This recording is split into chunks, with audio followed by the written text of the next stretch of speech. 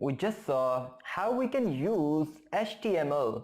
Let's see how we can use HTML and PHP together. As we just learned, HTML is the markup language that just tells the browser how to display content to the browser.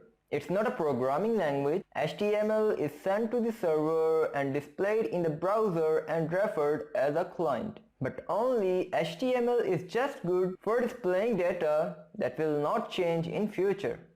But if you have to change the content daily or update that content daily, like blogs or e-commerce websites, then you have to use PHP along with HTML.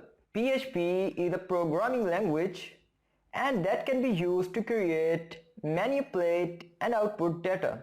PHP code runs on the web server and the results of running the PHP script are sent to the browser. The PHP code never goes to the browser, but server just sent the text outputted by PHP. You could use PHP code to write HTML. Let's see an example. Back to our code editor, let's create a new file. Name as index.php. Close the Explorer, and here we are gonna write HTML using PHP. But how? It's very simple, like this. And when we open it in browser, we can see this message and it is HTML. It's just a plain HTML. But when we open a source code of this web page, you can see HTML in only one line. This is because we just render PHP code. And also you can't see echo statement here. This is because PHP code will not go into the web browser. Let's look on the better solution of doing this. So first of all, we are going to remove all the echo. Then we are going to remove all the quotations like this, and we are also going to remove this line. Now if I save the file and open it in browser, this time you can see nothing is changed. And when you open the source of this web page, you can see a formatted HTML code here.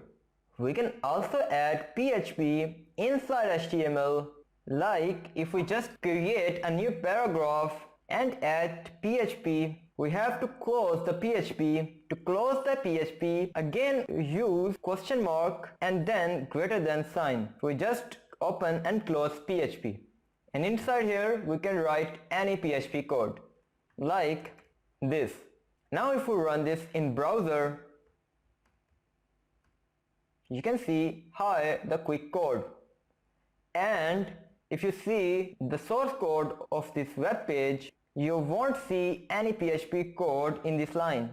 This is because PHP code never goes into the web browser. So remember this. We can also use variables. Let's suppose here we have a PHP code, and then let's declare a variable like so, and then here we can use this variable like this. If we run this in browser, you can see nothing is changed, and if we refresh here, nothing is changed again, and you cannot see the PHP code above the doc type HTML, but in the editor you can see the PHP code is here. That's why I was telling you PHP code never goes into the web browser.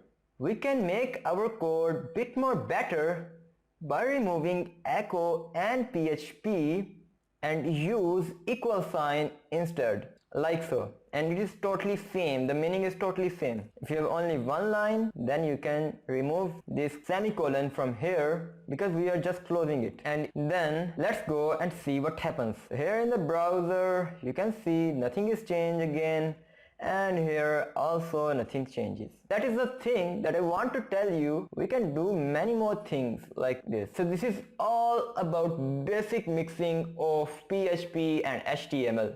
But in the coming up videos, we will see more about how we can mix if statements and HTML code and loops around HTML code and We can make tables and lists and with loops and a lot of things. So we will cover very complex things, but we will teach you in that manner that will make it easy to understand. So follow up our channel. Thanks for watching this video.